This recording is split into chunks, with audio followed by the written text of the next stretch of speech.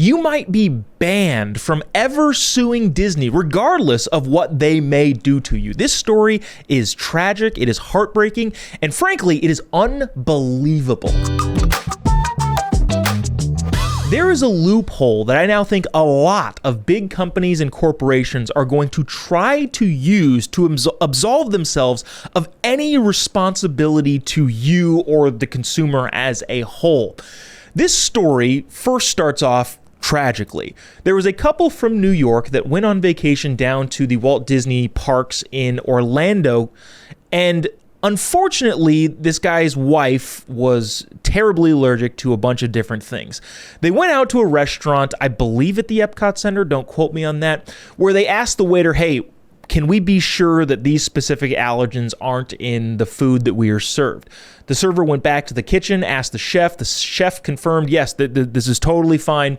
Nothing to worry about. The server came back.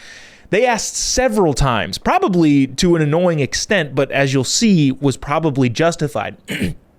They end up getting their food, they eat the food, ask again, well, before they eat food, ask again, you're sure this doesn't have any of these things in them? They are assured that it does not. Tragically, the wife suffers a crazy allergic reaction a couple hours later, or not all that long later, and dies from her allergic reaction caused specifically by the Walt Disney Company at one of their parks. Now, things happen, accidents happen, I get all of that.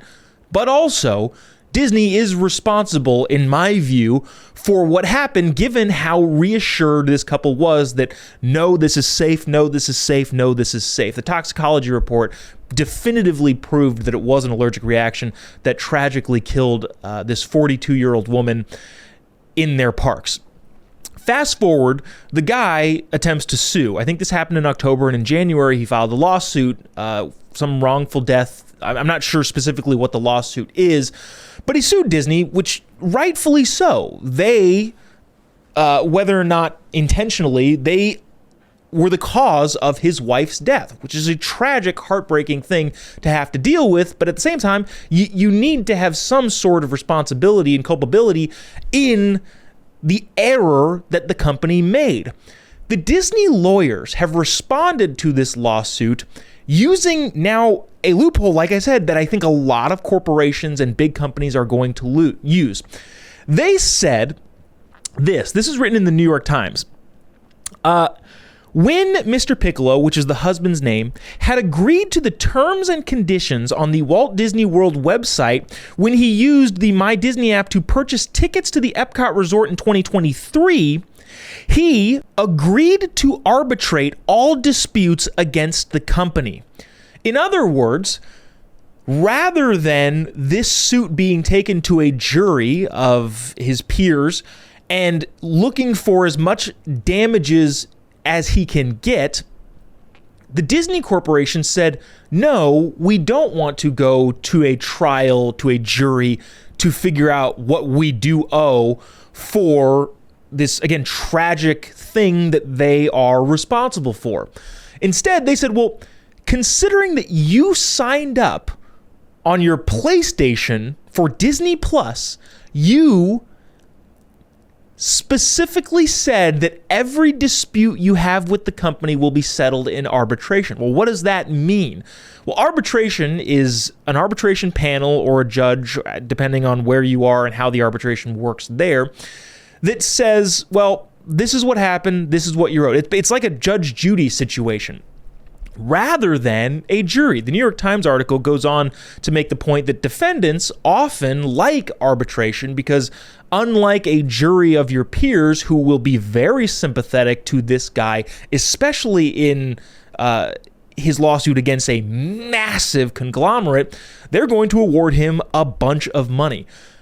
But Disney is saying, well, we want to arbitrate because in most cases, arbitration doesn't have the massive payouts. Yeah, there is a payout or a settlement involved there, but it's not as huge as it could be if this were to go to a trial and in front of an actual jury. And they're saying because he signed up for Disney Plus, in the fine print of the Disney Plus check this box to agree to everything here, he can't seek an actual jury. He has to go through arbitration. Any dispute he has with the company as a whole, because he signed up for their streaming service, is now subject to arbitration.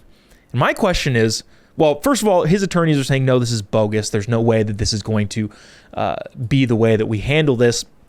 And I ultimately think they're going to be right. But if they're not, and this is how this works, can't you see some sort of massive collusion with all of big business, and then eventually the government will get involved in it as well, that some innocuous box that you check that has nothing to do with the liability of a specific company will be utilized by those companies? For example, I don't see a situation in which big company A doesn't go to big company B, who happens to be, let's just say, a streaming service or a social media platform, and says, hey, we will give you this amount of money to insert our clause into your disclosure box checking thing that everybody has to do. So company A will tell company B, hey, put in here in the fine print that if they check this box to sign up for streaming service B, whatever it is,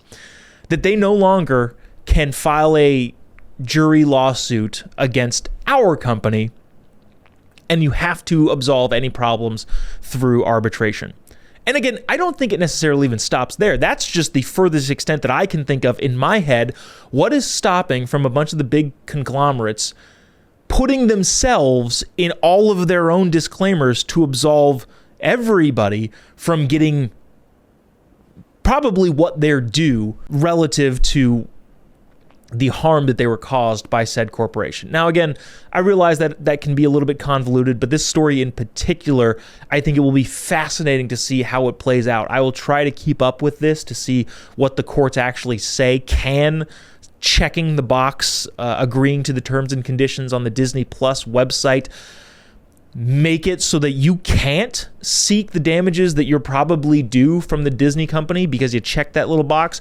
Or are the fine print in some of these big services not going to hold much water? Ultimately, what this could be is a warning. You have to read the fine print. And, maybe there are some rules set up to limit what people can put in fine print. I don't know if I necessarily like that. That could probably be done by a third-party institution somewhere. It doesn't necessarily have to be done by the government.